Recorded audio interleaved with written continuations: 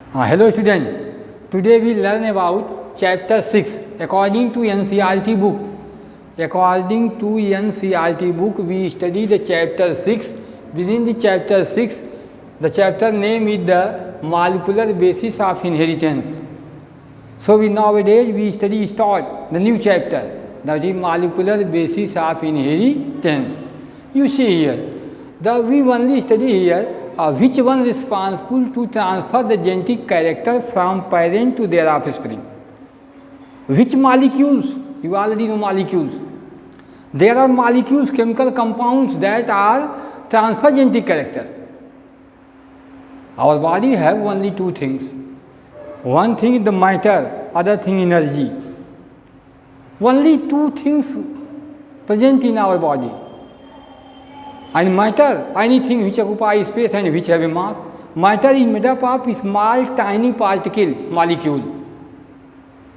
So we study which molecule is responsible for inheritance, that transfer genetic character. So only we study, we know here which molecules is responsible to transfer, which have such type of capacity. Then you already know that is within the nucleus present here within the cell. The cell contains nucleus. A nucleus contains chromosome. Chromosome contains, that is the genes. Genes is made up of, that is the DNA. What is the DNA? DNA is polymer. And this polymer is made up of, that is the nucleotides.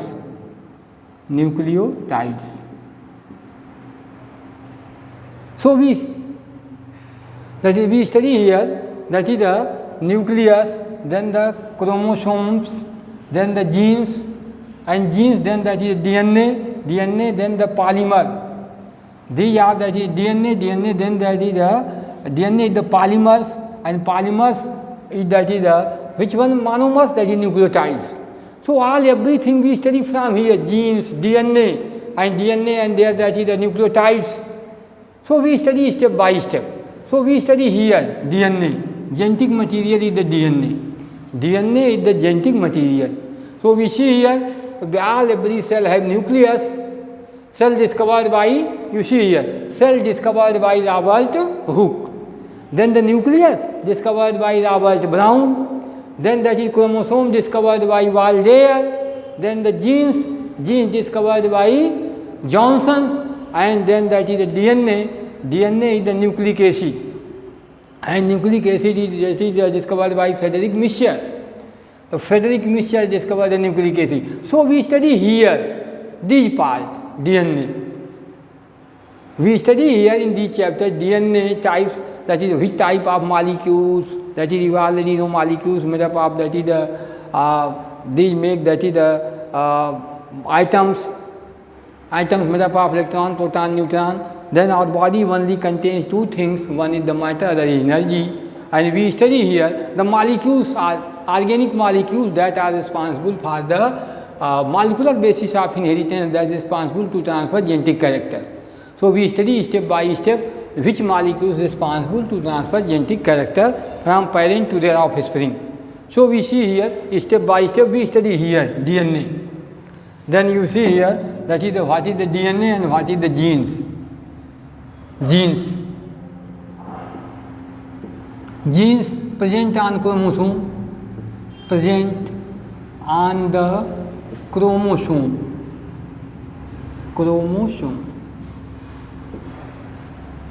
Chromosome contains locus.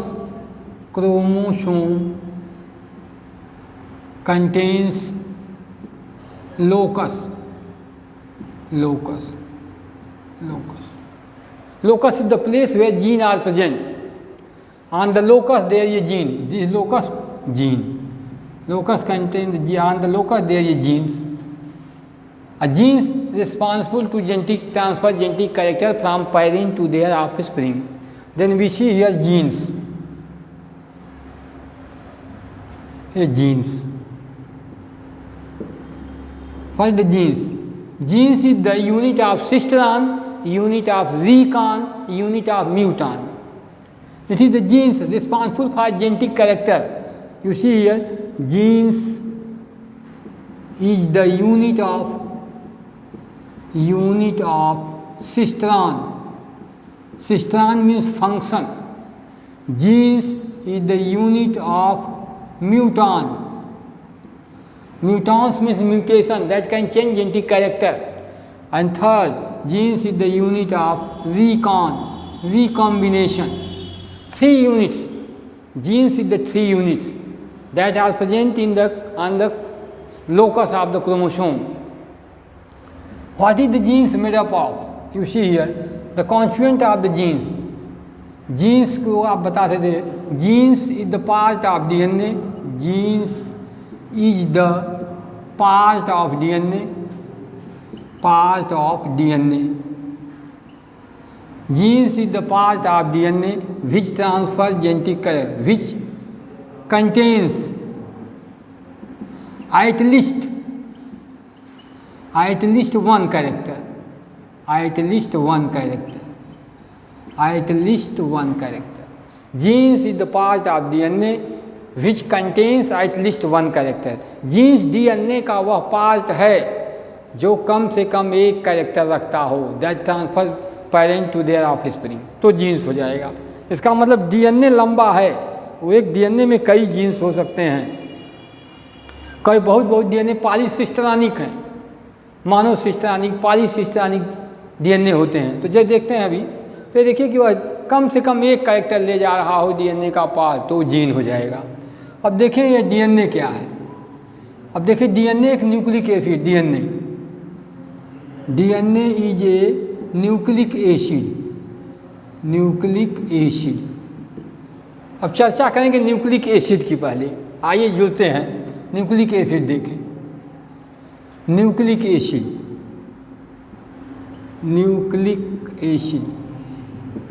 Acid is discovered by Friedrich mixture.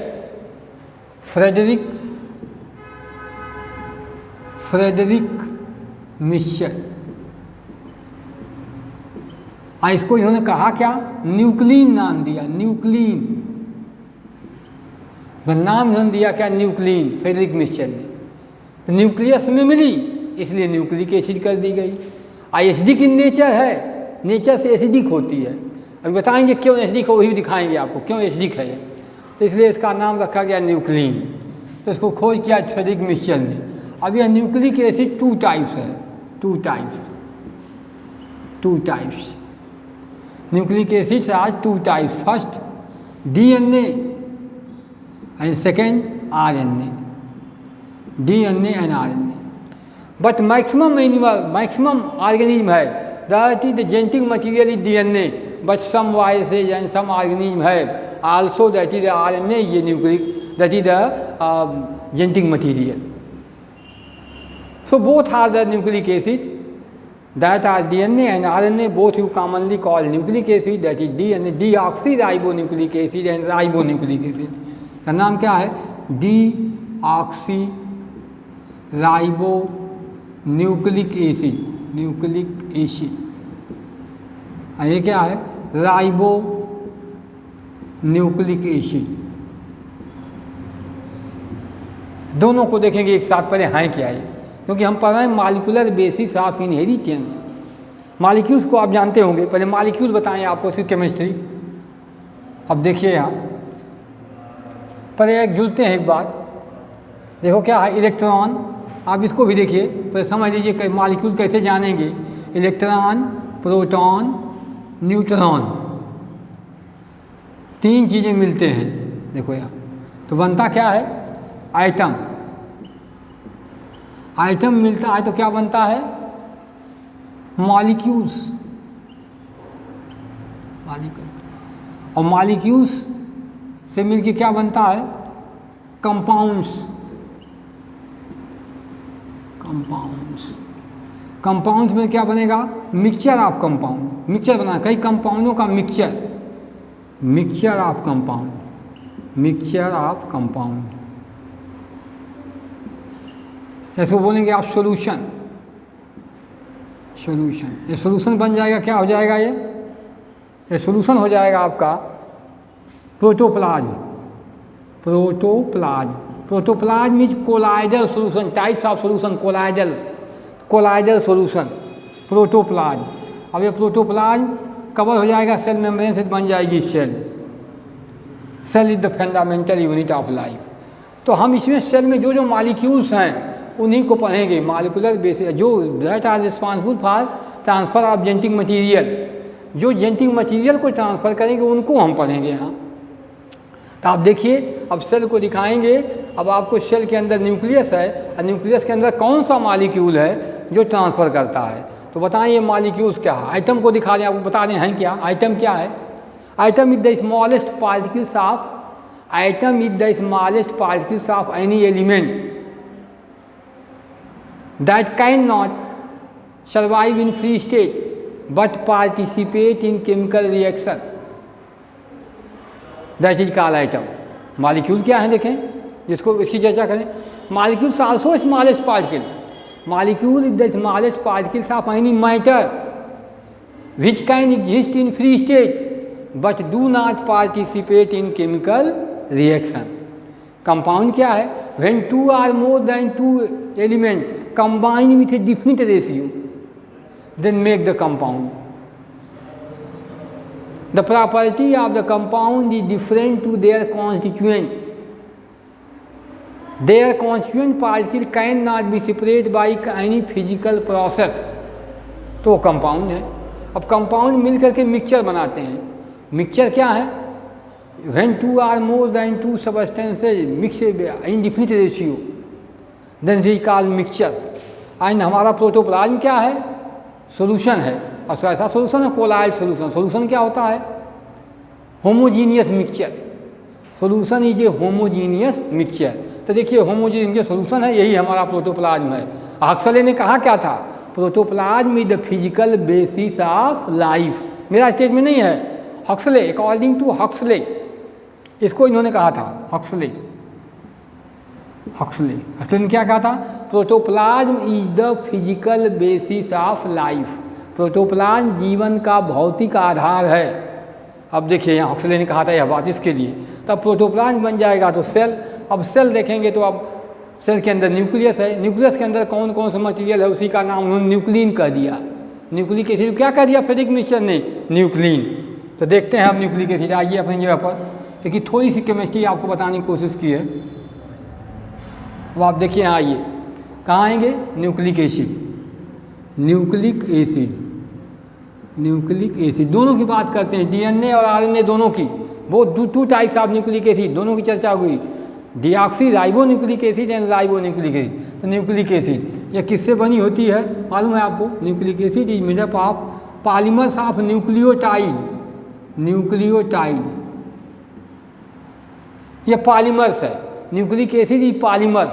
जैसे आपका polythene क्या है, polymer है, किसका, ethylene का। Polythene is the polymers of ethylene, C2H4। बहुत से ethylene जुड़ते हैं तो polythene polymer. Poly means many. Science के कुछ टर्म हैं जैसे mono, single, di, tri, tetra, penta, hexa. Poly means many, uncountable.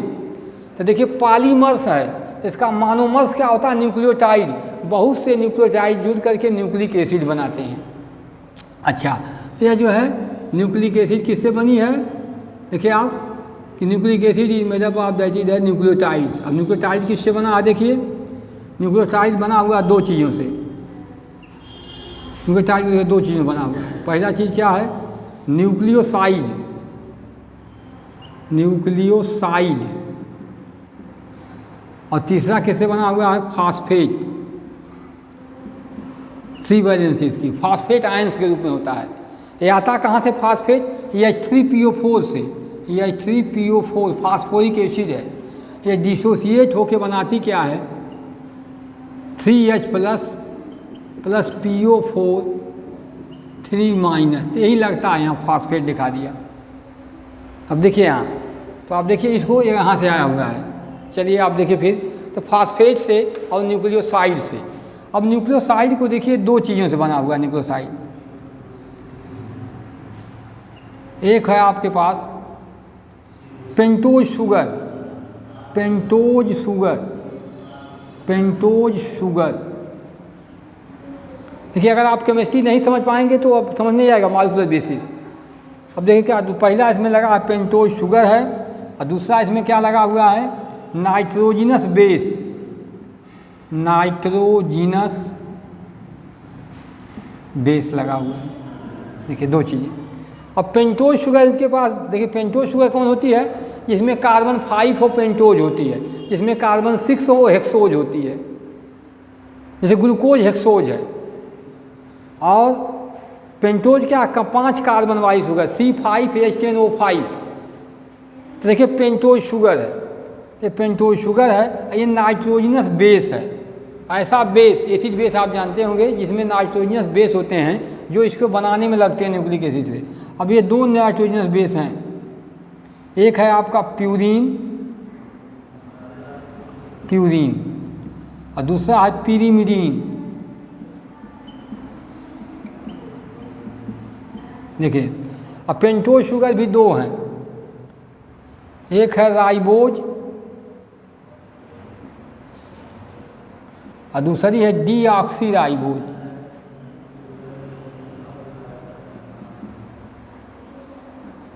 देखिए यहाँ राइबोज है, दूसरी डीऑक्सी राइबोज है।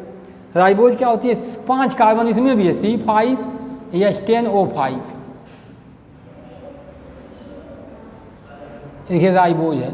डीऑक्सी क्या है C5 सेम वही भी है C5H10O4 होती है। एक कार्बन इसमें ऑक्सीजन इसमें कम होती है, एक निकल जाती है तो डी माने एक्स आउट होता है साइंस में। साइंस में जिसके पहले डी लगा दे प्रीफिक्स वो है बाहर निकलना, डीऑक्सी ऑक्सीजन बाहर निकल गई है। अब देखिए यह पेंटोज शुगर है आपकी, दोनों पेंटोज हैं, कार्बन 5 इसलिए पेंटोज दोनों हैं। प्यूरीन बेस है और दूसरा पिरीमिडीन है। प्यूरीन दो हैं, एक है आपका एडिनिन, एक है ग्वानिन। एडिनिन, एडिनिन के संकेत आप देंगे ए, दूसरा है ग्वानिन, ग्वानिन के लिए संकेत आप देंगे जी। 3 इसमें हैं, पहला है साइटोसिन, साइटोसिन तो सी लगाएंगे। थाइमीन आप टी लगाएंगे। और तीसरा है यूरेसिल, यूरेसिल के लिए आप यू लगाएंगे। देखिए यह न्यूक्लिक एसिड, दोनों न्यूक्लिक एसिड डीएनए आरएनए दोनों की बात कर रहे हैं, यह न्यूक्लिक एसिड के कॉन्स्टिट्यूएंट हैं। मॉलिक्यूल पढ़ाएंगे तो आपको कैसे आप बताएंगे, क्योंकि बार बार आपको बताना पड़ेगा, तो आप पहले क्लियर होते चलिए। देखिए न्यूक्लिक एसिड किससे बना है, न्यूक्लियोटाइड से। न्यूक्लियोटाइड किससे बना है, न्यूक्लियोसाइड और फास्फेट से। न्यूक्लियोसाइड किससे बना है, दो चीज़ों से, पेंटोज शुगर है और नाइट्रोजनस बेस है। पेंटोज शुगर 5 कार्बन शुगर है। पेंटोज शुगर दो है, राइबोज C5H10O5, दूसरा है डीऑक्सी राइबोज C5H10O4, दूसरा क्या है नाइट्रोजनस बेस है। नाइट्रोजनस बेस दो हैं, प्यूरीन और पिरीमिडीन।